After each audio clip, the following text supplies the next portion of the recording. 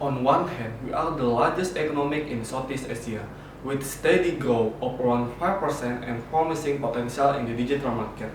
But on the other hand, the more than 64 micro, small, and medium enterprises, or MSMEs, that form the backbone of our economy still struggle with low productivity, without access to capital, and weak competitiveness. Good day, honorable judges and all my colleagues. My name is Ahmad Ramadhani. I'm honored and humbled to stand here as outstanding student of Palangkaraya University. Today, I would like to deliver an informative speech about Sustainable Development Goals number 8, decent work and inclusive economic growth. MSMEs contribute 61% of Indonesia's total GDP and absorb 97% of the workforce. They are the heart of our economy. However, data from Bank Indonesia in 2024 show that 80% of these businesses still operate in traditional sector with the stagnant productivity. Why does this happen?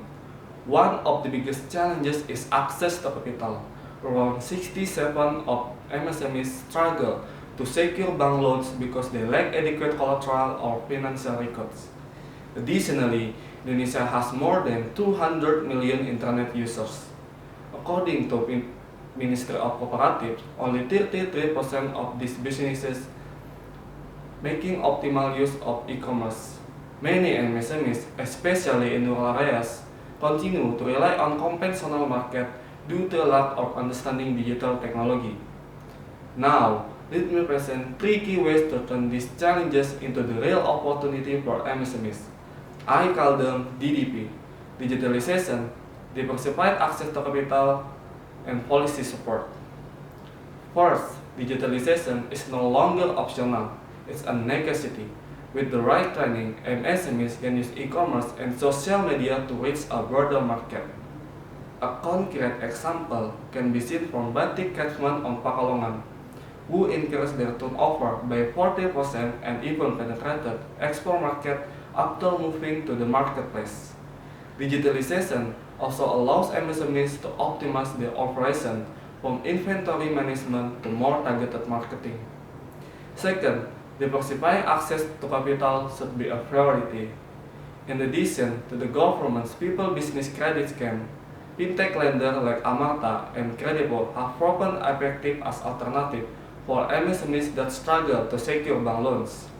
Technology based on big data and artificial intelligence enables fintech to assess credit worthiness without requiring physical collateral.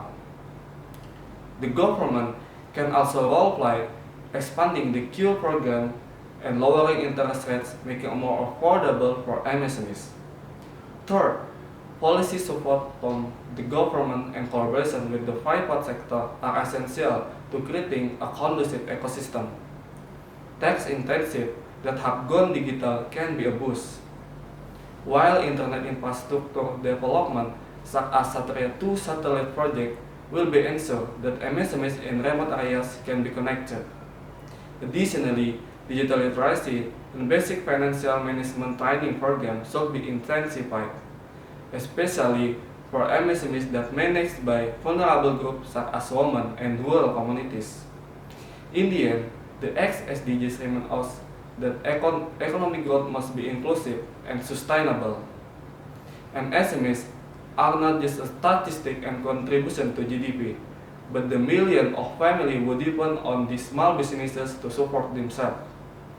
By empowering the MSMEs through digitalization, access to capital, and policy support, we are not just only creating decent jobs, but make a stronger and more equitable economic foundation. Now, let's realize Indonesia, where MSMEs are not just a lifeline, but a deliverer of share of prosperity. Thank you very much.